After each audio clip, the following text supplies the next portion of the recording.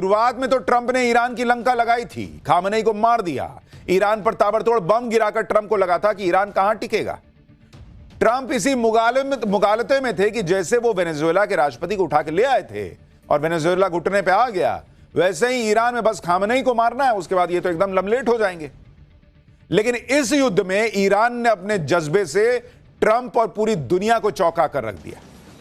अब ट्रंप के सामने युद्ध का आउट ऑफ सिलेबस वाला सवाल आकर खड़ा हो गया है, क्योंकि ट्रंप और उसके अमेरिका ने प्लान बी पर काम ही नहीं किया था। ये इतना ओवर कॉन्फिडेंट थे कि इनको लगा हम तो कर ही देंगे, 2 दिन में काम खत्म।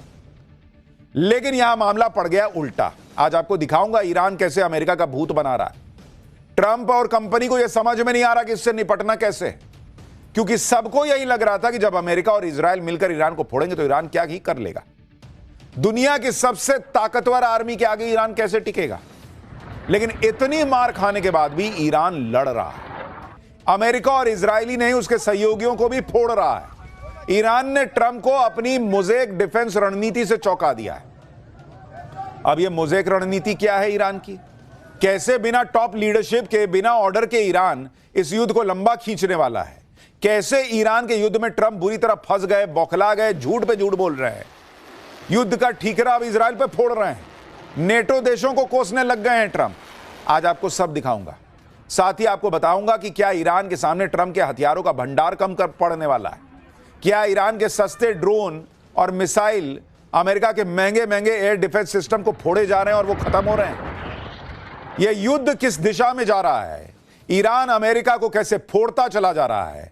इजराइल ने ईरान के राष्ट्रपति दफ्तर, न्यूक्लियर साइट, नेवल बेस को निशाना बनाया है। उधर ईरान ने सऊदी अरब में अमेरिकी एम्बेसी को निशाना बनाकर कैसे अमेरिका को हिला दिया है। आज आपको सब दिखाने वाला हूं। एक मोर्चा और कैसे खुल गया है। इजराइल अब ईरान के साथ साथ लेबनान पर भी चढ़ाई कर रहा है। वहां भी उसने अपनी सेना उतार दी है। ईरान युद्ध में अब क्या क्या हो रहा है और ईरान ने कैसे पूरा युद्ध पलट कर रखने के लिए रख दिया है। पूरा माहौल बदल रहा है। इस युद्ध के चौथे दिन की हर डराने वाली तस्वीर से लेकर एक एक खबर आपको दिखाऊंगा। लेकिन पहले झलक देखिए ईरान किस तरह से अमेरिका को बल भर के मार रहा है। वो सबसे पहले आप देखिए कि ईरान ने आज ही नई मिसाइलें छोड़ी। अमेरिका इजराइल के ठिकानों पर ईरान ने ताकतवर खैबर मिसाइल दाग दी है। और इस मिसाइल की एक आप झलक देखिए। अभी तो ईरान जो है कहा जा रहा है कि पुराने ड्रोन, पुरानी मिसाइल फोड़ रहा था, अब उसने खैबर मिसाइल निकाल दी है। यानी ईरान ने भी अपना गियर चेंज कर दिया है बॉस। ऐसी ही मिसाइलों से ईरान ने धुआं धुआं कर रखा है। और आपको इजराइल के तेल अवीव का वीडियो दिखाता हूं। सिर्फ 10 सेकंड में एक के बाद एक 15 मिसाइलों ने तेल अवीव में ऐसा गदर मचाया कि लोगों के होश उड़ गए। लोग देख के कह रहे हैं कि यह क्या हो रहा है। ईरानी मिसाइलों के आज आगे कुछ नहीं टिक रहा। ईरानी मिसाइलों के आगे आज अमेरिका और इजराइल का डिफेंस सिस्टम पानी मांग रहा था बॉस। इजराइल के 4 एयर डिफेंस सिस्टम फेल हो गए। ना आयरन बीम पकड़ पा रहा है, ना आयरन डोम पकड़ पा रहा है। डेविड स्लिंग और एरो एयर डिफेंस सिस्टम भी धरे के धरे रह गए। आप वीडियो देखिए बॉस। अगर एयर डिफेंस सिस्टम काम कर रहा होता तो ऐसी हालत बनती। 15 मिसाइल गिर जाते। फोड़ दिया ईरान ने भाई कि खामनेई को मारो, सत्ता परिवर्तन कर दो, पब्लिक सरेंडर कर देगी, सेना सरेंडर कर देगी। वो प्लान ए फेल हो गया। लेकिन ट्रंप की सनक और अमेरिका का जो अपना ईगो है, उसमें इन्होंने प्लान बी बनाया ही नहीं था, ऐसा लग रहा है। और इसलिए अब ये पैनिक मोड में आ रहे हैं। आप देखिए कि 4 दिन के युद्ध में ही ऐसे हालात हो गए कि अमेरिका पैनिक मोड में आ गया बॉस। अमेरिका अब युद्ध का ठीकरा इजराइल पर फोड़ रहा है। अमेरिका अब नेटो देशों को कोस रहा है कि वो साथ क्यों नहीं आ रहे। क्यों भाई, तुम तो अमेरिका हो, अपने बूते लड़ो ना। तुम तो पूरी दुनिया को नचाते हो, अब तुमको लोगों का साथ चाहिए। ट्रंप अब ईरान में सेना उतारने की आशंका से इनकार नहीं कर रहे हैं। कह रहे हैं कि मैं सेना भेजूंगा। सवाल उठ रहे हैं कि क्या ईरान के मिसाइल और ड्रोन भंडार के सामने अमेरिका का एयर डिफेंस सिस्टम कम पड़ रहा है क्या, कि उसे सेना उतारने की नौबत आ रही है। ईरान पर हमले के पीछे ट्रंप का मकसद क्लियर है, ना एग्जिट प्लान। इस तरह की बातें ट्रंप के खिलाफ हो रही हैं। यानी ईरान युद्ध के चौथे ही दिन चर्चा तेज हो गई है कि क्या ईरान के खिलाफ अमेरिका के हथियार कम पड़ने जा रहे हैं। क्या ईरान के सस्ते और तेजी से हथियार बनाने की क्षमता का मुकाबला अमेरिका नहीं कर पाएगा। आप सोचिए ट्रंप की वजह से अमेरिका की कितनी छीछा लेदर हो रही है, जिसकी सेना को नंबर 1 सेना माना जाता है। जिसको दुनिया का सबसे ताकतवर देश माना जाता है, भाई उसका भूत बना के छोड़ दिया है ईरान ने।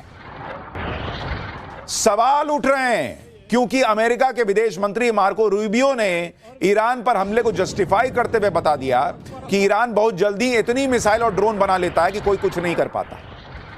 आप सुनिए, अमेरिका का विदेश मंत्री मार्को रूबियो खुद मान रहा है भाई कि ईरान 1 महीने में 100 मिसाइल बना सकता है और उसके मुकाबले में अमेरिका 6 से 7 इंटरसेप्टर बना सकता है। मतलब उस मिसाइल को काटने के लिए वो बनाएगा 100 मिसाइल, ये काट पाएंगे 6-7 से। ऐसे लड़ेगा अमेरिका, ऐसे जीतेगा अमेरिका। इंटरसेप्टर मिसाइल वो होती है जो दुश्मन के मिसाइल्स ड्रोन को हवा में मार गिराने में काम आती है। तो ईरान की 100 मिसाइल बनाम अमेरिका के 6-7 इंटरसेप्टर। लोग पूछ रहे हैं ऐसे लड़ोगे क्या? अमेरिका के विदेश मंत्री ईरान की मिसाइलों की बात कर रहे हैं, ड्रोन्स की बात कर रहे हैं। ये वो मिसाइल और ड्रोन है जिसने पश्चिमी एशिया को धुआं धुआं कर रखा है। ये वो ड्रोन और मिसाइल हैं जो ईरान हर दिन सैकड़ों की संख्या में कभी यूएई पे फोड़ रहा है, कभी सऊदी अरब पे फोड़ रहा है, कभी बहरीन में दाग देता है। और ये हमले बता रहे हैं कि ईरान के पास ड्रोन और मिसाइल का भंडार भरा हुआ है भाई। ईरान के लिए एक मैसेज क्लियर है कि हम झुकेंगे नहीं, तुम हमको मार रहे हो, हम तुमको मार के मरेंगे। ईरान हो सकता है ये युद्ध लास्ट में जीते ना जीते, अभी कोई कुछ नहीं कह सकता, लेकिन ईरान ने अमेरिका को उसकी हैसियत याद दिला दी कि तुम ये मत सोचना कि तुम ईरान को मार के 2 मिनट में निकल के चले जाओगे। आपको ईरान की कुछ ताकतवर मिसाइलों की तस्वीरें दिखाता हूं, जैसे ईरान की फतेह 2 मिसाइल की तस्वीर देखिए। ये ईरान की हाइपरसोनिक मिसाइल है जो कहा जा रहा है कि अब फोड़ेगा ईरान। ईरान का दावा है कि उसने नेक्स्ट जनरेशन फतेह 2 हाइपरसोनिक मिसाइल अब उतार दी है और इसकी रेंज 1500 किलोमीटर है। और इसीलिए एक्सपर्ट्स कह रहे हैं कि ईरान बहुत स्ट्रैटेजिकली खेल रहा है इस युद्ध में। वो पहले पुराने हथियार का इस्तेमाल करता रहा, मैसेज देता रहा कि भाई देखो मैं क्या कर सकता हूं, युद्ध रोकना है तो रोको, बताओ क्या करना है। लेकिन अब वो समझ गया कि अब तो ये मरने मारने की बात हो गई है, अब तो ये नहीं रुक सकता मामला। तो अब वो ऐसे ऐसे हथियार निकाल रहा है जो अमेरिका और इजराइल दोनों को भारी पड़ सकते हैं। इसी तरह ईरान ने अपनी मीडियम दूरी की कद्र और ईमाद मिसाइल की फुटेज भी जारी की है, जरा उसकी तस्वीरें भी हम आपको दिखा रहे हैं। इसी तरह ईरान के शाहेद ड्रोन की बड़ी चर्चा है, जिसे आसमान का AK-47 कहा जा रहा है। यह वो शाहेद ड्रोन है जो रूस युद्ध में भी भयंकर तबाही मचा चुका है। उस शाहेद ड्रोन को सुसाइड ड्रोन भी कहा जाता है और यह ड्रोन एक बार लॉन्च होने के बाद खुद को टारगेट पर मारकर विस्फोट कर देता है। जैसे वो पाकिस्तानी आतंकी नहीं आते, आकर फट जाते हैं, वैसे ही ये ड्रोन है। ये वो ड्रोन है जिसने अमेरिका और इजराइल समेत कई देशों की नींद उड़ाई हुई है, क्योंकि ईरान ज्यादातर रात के समय इन ड्रोन से हमला कर देता है। ईरान की मिसाइल और ड्रोन क्षमता पर अमेरिका के विदेश मंत्री मार्को रूबियो ने जो कहा है, उसके बाद ये सवाल उठ रहे हैं कि ईरान के सस्ते ड्रोन और मिसाइलों के आगे अमेरिका के महंगे महंगे एयर डिफेंस सिस्टम कब तक टिकेंगे, क्योंकि ईरान के एक ड्रोन को मारने के लिए अमेरिका को 10 गुना ज्यादा पैसा बहाना पड़ रहा है। आप देखिए कि दोनों के लिए इस वक्त लड़ाई जो है ना, वो मैच नहीं हो रही है। ईरान क्या कर रहा है? ईरान इधर से क्या भेजता है भाई? ईरान भेजता है शाहेद ड्रोन। ये शाहेद ड्रोन उड़ते उड़ते जाता है और कहीं भी गिर के फट जाता है। इसकी कीमत क्या है? एक ड्रोन की कीमत 32 लाख एक ड्रोन की कीमत है। और इस ड्रोन को मार गिराने वाली मिसाइल की कीमत अमेरिका क्या करता है? मिसाइल से मारता है। अमेरिका जिस मिसाइल से मारता है, उस मिसाइल मारता है अमेरिका। उस मिसाइल की कीमत कितनी है बॉस? उस मिसाइल की कीमत है 5 करोड़ से लेकर 36 करोड़ रुपए। अब आप अंदाजा लगाइए कि ईरान ये लड़ाई कैसे लड़ रहा है। ईरान 32 लाख का ड्रोन भेजता है, उसको मारने के लिए अमेरिका को 5 करोड़ से लेकर 36 करोड़ रुपए तक खर्च करने पड़ते हैं। और अगर वो नहीं मार पाया तो फिर वो जो फटता है तो इतना नुकसान करता है कि उसकी अलग कॉस्टिंग है। दावा है कि ईरान के खिलाफ पहले ही दिन के युद्ध में अमेरिका का $779 मिलियन खर्च हो चुका है। $779 मिलियन शुरुआत में, यह करीब करीब 7,000 करोड़ रुपए का खर्चा है। दूसरी बात, ईरान की मिसाइल और ड्रोन प्रोडक्शन की क्षमता की भी है, क्योंकि अगर आप देखेंगे अलग अलग सोर्सेस से दावा है कि ईरान के पास शाहेद ड्रोन की जो फीट है वो 80,000 से लेकर 1 लाख ड्रोन उसके पास है। अगर ईरान ने अपनी पूरी ताकत लगाई तो वो हर दिन 2,500 ड्रोन हमला करने की क्षमता रखता है। हर दिन 2,500। जबकि एक्सपर्ट कह रहे हैं कि ईरान को ड्रोन और मिसाइलें गिराने के लिए जो इंटरसेप्टर चाहिए उसकी सप्लाई पहले ही सीमित है। जब पिछले साल ईरान पर हमला किया गया था तो 12 दिनों की जंग में अमेरिका ने इजराइल को बचाने के लिए 150 थर्ड इंटरसेप्टर का इस्तेमाल किया था, जो कुल स्टॉक का करीब 25% है। इसमें एक थर्ड इंटरसेप्टर की कीमत करीब $15 मिलियन है। इसके स्टॉक को भरने में करीब 3 से 8 साल लग सकते हैं। इसलिए अब एक्सपर्ट ये बातें कर रहे हैं कि कहीं ऐसा ना हो कि ईरान की मिसाइलें खत्म हो, उससे पहले अमेरिका और उसके साथी देशों के पास जो इंटरसेप्टर मिसाइल होती है ड्रोन और मिसाइल को फोड़ने के लिए, वही खत्म हो जाए। ऐसी भी खबरें हैं कि अमेरिका दूसरे देशों में तैनात अपने एयर डिफेंस सिस्टम को मिडिल ईस्ट में मूव करने पर विचार कर रहा है। हालांकि अमेरिका और इजराइल मिसाइल लॉन्च करने वाले ठिकानों और भंडारण स्थानों को ढूंढकर नष्ट करने की भी कोशिश कर रहे हैं। इधर ईरान का दावा है कि वो जहां अटैक कर रहे हैं वहां कोई मिसाइल का भंडार ही नहीं है। वो कह रहे फोड़ लो, वहां कुछ है ही नहीं है। वो कह रहा है कि हमने तो पहले ही ठिकाने बदल दिए। यानी ये लड़ाई और इंटेंस होती जा रही है। ये लड़ाई और लंबी खींचेगी, इसके पूरे आसार लग रहे हैं, जो पूरी दुनिया के लिए तबाही लेकर आ सकता है। सस्ते ड्रोन और खतरनाक मिसाइल की ताकत के दम पर ईरान ने तबाही मचा रखी है। कोई सुरक्षा कवच इनको नहीं रोक पा रहा। आपको इजराइल के तेल अवीव का एक और वीडियो दिखाता हूं, जहां पर ईरान ने हमला किया। तेल अवीव में यह धमाका उस वक्त हुआ जब एक चीनी मजदूर हाई राइज बिल्डिंग के ऊपर एक लोहे के गार्डर पर बैठकर बेचारा काम कर रहा था। वो वहीं फंस गया। अब वो नीचे उतरे तो उतरे कैसे? नीचे धुआं धुआं हो रखा, ऊपर से कूदेगा बेचारा है नहीं, उसके हाथ पांव कांपने लगे। दूसरी तस्वीर देखिए, उसमें तो कई कारें जलती हुई दिखाई दे रही हैं। इन कारों का यह हाल है कि तेल अवीव में ईरानी मिसाइलों के फटने से इनकी धज्जियां उड़ गई हैं। ये तस्वीरें इस बात की कहानी बता रही हैं कि युद्ध जो है वो दोनों तरफ भयंकर नुकसान पहुंचा रहा है। ईरान जो है वो सिर्फ मार खा नहीं रहा, वो मार भी रहा है। और कल भी हमने आपको बताया था कि मिडिल ईस्ट के देशों पर ईरान का टारगेट वो एनर्जी सोर्सेज हैं जिनके भरोसे अमेरिका बैठा हुआ है। आज ईरान ने यूएई के फुजैरा पोर्ट पर उस तेल डिपो को निशाना बनाया जिसे दुनिया के अहम ऑयल स्टोरेज में से एक माना जाता है। देख रहे हैं, भयंकर आग धधकी हुई है। धमाके के बाद तेल डिपो में भयानक आग की लपटें निकल रही थी।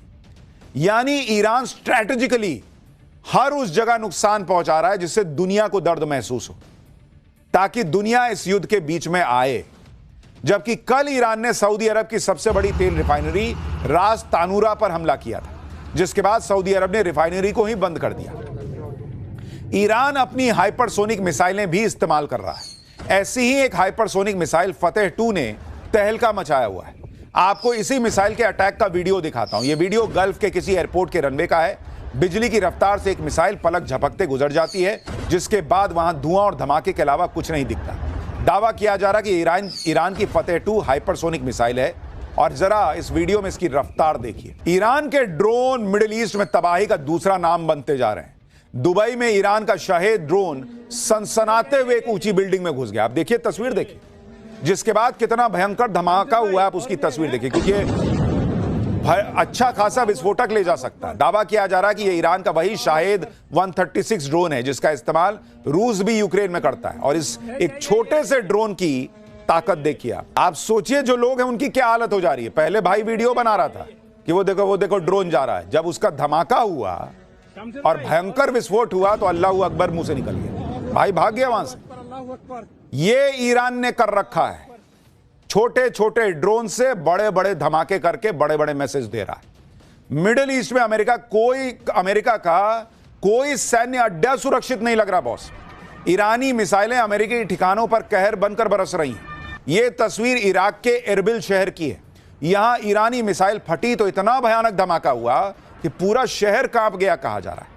और आप इस युद्ध की हर तस्वीर जो आप देख रहे हैं ना, चाहे वो ईरान में धमाके हो रहे हो, चाहे वो तेल अवीव में इजराइल में हो रहे हो, या अमेरिका के बेसिस पर हो रहे हो, एक चीज जरूर याद रखिएगा कि भारतीय सेना के शौर्य को सलाम ठोकते चलिएगा बॉस, जिन्होंने ऑपरेशन सिंदूर में एक ड्रोन अंदर घुसकर जो है भारत के बड़े या किसी भी शहर में नुकसान पहुंचाने नहीं दिया था। पाकिस्तान कूक के रह गया, पूरा ताकत लगा कर रह गया, लेकिन भारतीय सेना ने उन ड्रोन्स का भूत बना के छोड़ दिया था। यह है अपनी सेना का शौर्य, जो अमेरिकी नहीं कर पा रहे, जो इजरायली नहीं कर पा रहे, वो अपनी सेना ने करके दिखाया था। ईरानी मिसाइलें मिडिल ईस्ट के देशों में अमेरिकी सैन्य अड्डों और दूतावासों पर कहर बरपा रही। सभी खाड़ी देश बाप बाप कर रहे हैं। ईरान ने सऊदी अरब की राजधानी रियाद में अमेरिकी दूतावास पर ड्रोन फोड़ दिया। कुवैत में भी अमेरिकी ठिकानों और दूतावास को निशाना बनाया। बहरीन में अमेरिकी एयरबेस पर हमला कर दिया। यूएई में फुजैरा पोर्ट के तेल डिपो पर हमला किया और तेल अवीव को निशाना बनाया। एक तरफ ईरान फोड़ता चला जा रहा है, दूसरी तरफ ईरान भी फूट रहा है।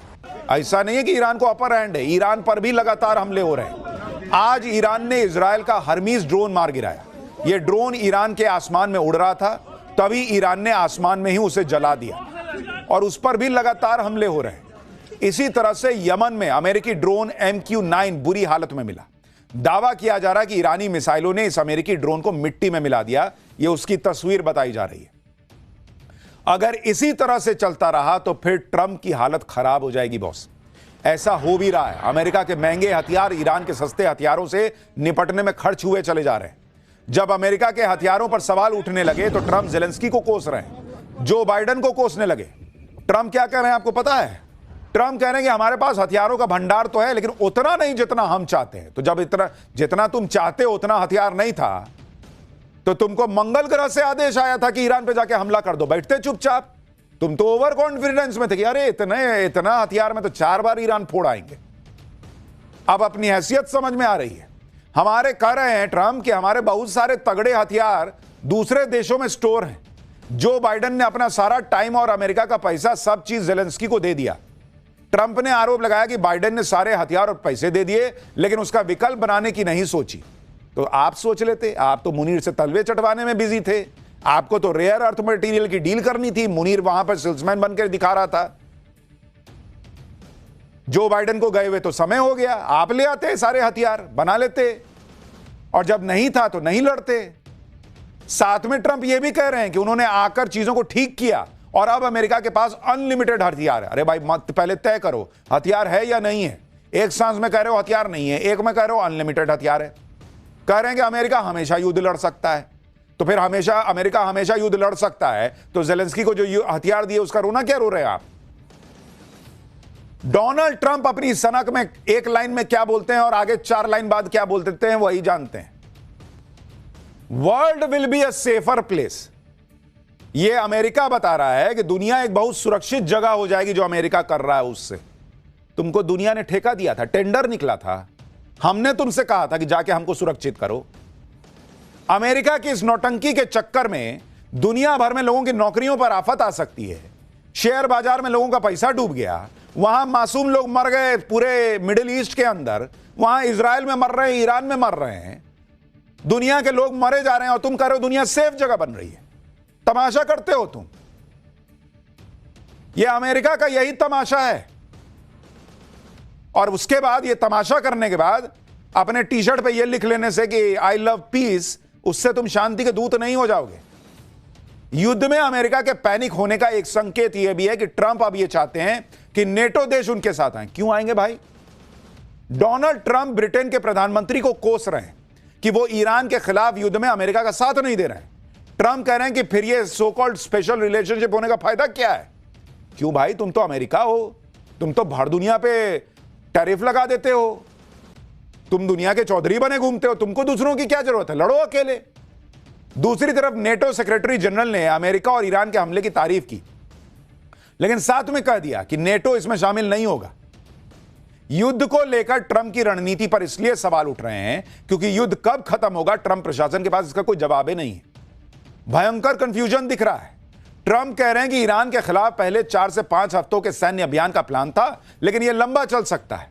ट्रंप दावा कर रहे हैं कि जरूरत पड़ी तो ईरान में सेना उतार देंगे, जिसके बाद यह सवाल उठ रहे हैं कि क्या अफगानिस्तान की तरह ट्रंप ईरान में 20 साल लड़ेंगे क्या?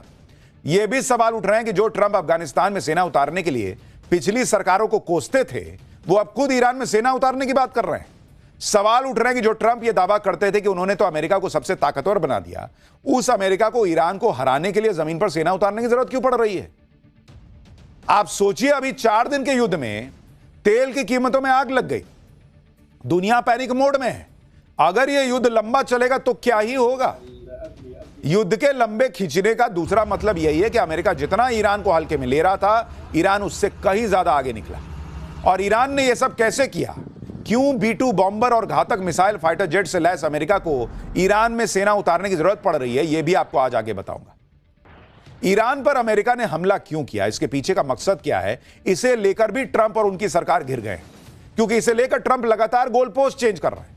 मैंने कहा ना, ट्रंप पैनिक में है बॉस।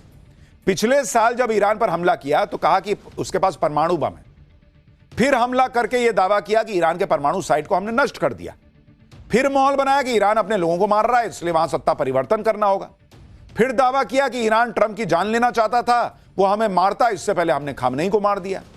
लेकिन जब अमेरिका में ही ट्रंप के ईरान पर हमले को लेकर सवाल उठने लगे तो अब ट्रंप प्रशासन नई थ्योरी लेकर आ गया। अब अमेरिका के विदेश मंत्री ने ईरान पर हमले का ठीकरा इजराइल पर फोड़ दिया। मार्को रूबियो ने कहा कि अमेरिका को यह जानकारी थी कि इजराइल ईरान पर हमला करने वाला है। अमेरिका को डर था कि अगर ईरान पर हमला हुआ तो वो अमेरिका के खिलाफ जवाबी हमला कर सकता है, इसलिए अगर हमने पहले कार्रवाई नहीं की होती तो हमें ज्यादा नुकसान उठाना पड़ता। यानी एक तरह से ट्रंप प्रशासन ने युद्ध के लिए इजराइल को जिम्मेदार ठहरा दिया, दिखाया कि यह युद्ध तो इजराइल की वजह से हो रहा है। अमेरिका को तो सिर्फ अपने हितों, अपने लोगों को बचाने के लिए उतरना पड़ा। मार्को रूबियो के इस बयान पर सवाल उठने लगे कि ईरान के विदेश मंत्री ने कहा है कि इसका मतलब ईरान से जुड़ा कोई खतरा नहीं था, अमेरिका इजराइल की वजह से युद्ध में आया। रूस ने भी इस मुद्दे पर अमेरिका को घेरा। रूस के विदेश मंत्री ने कहा कि अभी तक ऐसे कोई सबूत नहीं है जो यह बताए कि ईरान न्यूक्लियर बम बना रहा था। और मैंने आपको डे 1 से कहा कि ईरान पर जो अमेरिका ने हमला किया, देखिए खामनेई का राज लोगों को पसंद था नहीं था, वहां कुछ लोगों को गुस्सा था, वो अपना सत्ता परिवर्तन करते नहीं करते जो करते, भर दुनिया में जहां लोग असंतुष्ट होंगे सरकार से, ये टेंडर किसने दिया है डोनाल्ड ट्रंप और अमेरिका को कि हम आएंगे, हम बम फोड़ देंगे, हम लोगों को मार के तुम्हारे यहां सत्ता परिवर्तन कर देंगे? किसने तुमको दे दिया? और तुमको खुद ही नहीं पता कि तुम क्या कर रहे हो। कभी कह रहे हो हमको मार देता इसलिए मैंने पहले मार दिया, कभी कह रहे हो इजराइल मारने वाला था इसलिए हमको उसमें घुसना पड़ गया, कभी कह रहे हो वो परमाणु बम बना रहा था इसलिए मुझे जाना पड़ा। तो पिछले बार तो तुमने परमाणु साइट फोड़ दी थी, तो आज क्यों घुसे हो? और कभी कहते हो वहां सत्ता परिवर्तन करने गए। सीधी सी बात है, डोनाल्ड ट्रंप घर में घिर गए थे। सुप्रीम कोर्ट का फैसला आ गया था टैरिफ के खिलाफ, पॉपुलैरिटी गिरती जा रही थी। भाई साहब को लगा ये मैं राष्ट्रवाद का चूरन चटा के निकल जाऊंगा। इन्होंने सोचा 2 दिन में निपटा दूंगा, उसके बाद हीरो बन जाऊंगा। यहां लेने के देने पड़ गए। अपने ऊपर उठ रहे सवालों के बीच अब डोनाल्ड ट्रंप युद्ध को लेकर नया दावा कर रहे हैं। डोनाल्ड ट्रंप ने कह दिया कि ईरान का डिफेंस, एयरफोर्स, नेवी और लीडरशिप सब तबाह हो चुके हैं। अब ईरान हमसे बातचीत करना चाहता है लेकिन हम नहीं करेंगे क्योंकि बहुत देर हो चुकी है। ए भाई, कितना झूठा आदमी है बॉस। ये कह रहे हैं कि उनका air defence, air force, navy, leadership सब खत्म हो गया। अरे भाई, जब सब खत्म हो गया है तो तुमको ईरान में सेना उतारने की जरूरत क्यों पड़ रही है? अगर सब खत्म ही हो गया है तो तुम बम कौन सी का फोड़ रहे हो? वहां कुआं करके पानी निकालना चाहते हो कि वहां गड्ढा कर रहे हो? खुद क्यों कह रहे हो कि युद्ध लंबा चलेगा जब सब खत्म ही हो गया है? वहां अपनी सेना को क्रिकेट खेलने भेजोगे क्या? ये सारी बातें बताती हैं कि डोनाल्ड ट्रंप पैनिक मोड में है। झूठ पे झूठ, झूठ पे झूठ बोलकर अपने देश के लोगों को ठग रहे हैं, दुनिया को ठग रहे हैं। ट्रंप कह रहे हैं कि ईरान में सब कुछ खत्म कर दिया, लेकिन आज देखिए कि तेहरान में अमेरिका और इजराइल ने मिलकर फिर जबरदस्त बम फोड़े। ये धुएं का गुबार देखिए, और इसी से आपको अंदाजा लग जाएगा कि ईरान में हुआ यह धमाका कितना भयावह था। तो जब सब खत्म हो गया तो ये किस चीज के लिए फोड़ रहे हो ये बताओ? दिवाली का पटाखा बच गया है जो तुम सोच रहे हो कि खत्म कर देते हैं, अगले साल तक जो है वो खत्म हो जाएगा या फिर खराब हो जाएगा। अब तेहरान पर अमेरिका और इजराइल के हमले का दूसरा वीडियो देखिए। तेहरान पर मिसाइलों की ऐसी बारिश हुई कि वहां चीखें निकल गईं। सच्चाई यही है कि अमेरिका और इजराइल को मिलकर पूरी ताकत लगानी पड़ रही है ईरान को रोकने के लिए, और ईरान रुक नहीं रहा। आज अमेरिका और इजराइल ने ईरान के उर्मिया में भी एयर स्ट्राइक की और वहां 3 मिलिट्री ठिकानों को निशाना बनाया है। आज ईरान की राजधानी तेहरान में अमेरिकी हमले की एक और तस्वीर आई।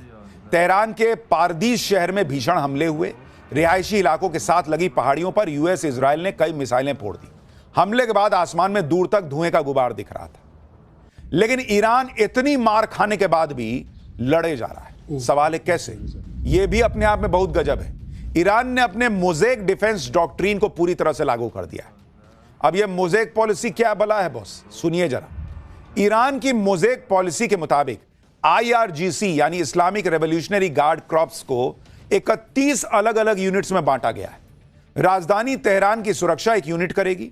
इसके अलावा ईरान के 30 अलग अलग प्रांतों के लिए एक एक यूनिट बना दी गई है।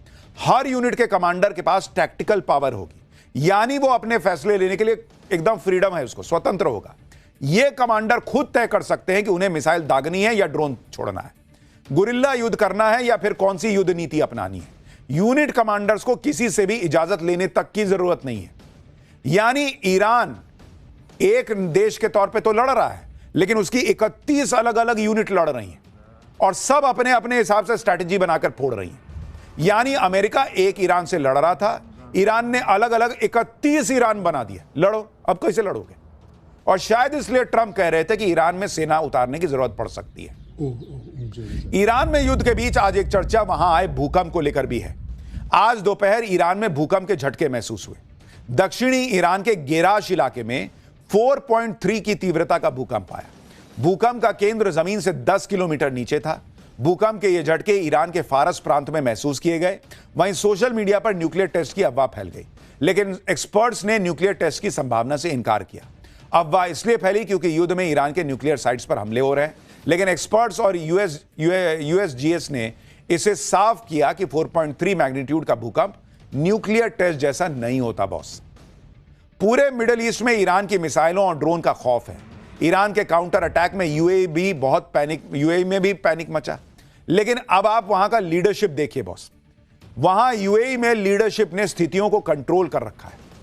कहीं कोई पैनिक न बढ़े, इसके लिए वहां के राष्ट्रपति, यूएई के राष्ट्रपति मोहम्मद बिन जायद अल नहयान खुद बाहर निकल आए बॉस, और मॉल में चले गए, जहां वो लोगों से मिले, छोटी बच्ची को पास बुलाकर फोटो खिंचवाया, उसका हाथ चूमकर यह मैसेज दिया कि वो उन्हें यूएई के हर नागरिक को की सुरक्षा की उन्हें फिक्र है।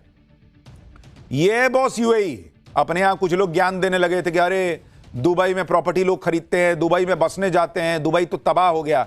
ऐसा नहीं है, दुबई में कुछ जगह विस्फोट हो रहे हैं, और कहीं भी युद्ध होता तो ऐसा नहीं कि पूरे शहर में एक साथ बम फटने लगते हैं। लेकिन यूएई अपने लोगों की सुरक्षा के लिए लगा हुआ है, पूरा प्रयास कर रहा है। और अपने देखिए, आप मैसेज देखिए बहुत, राष्ट्रपति चले गए मॉल में, ताकि पब्लिक को लगना चाहिए कि चिंता की कोई बात नहीं है, सब सेफ है। ये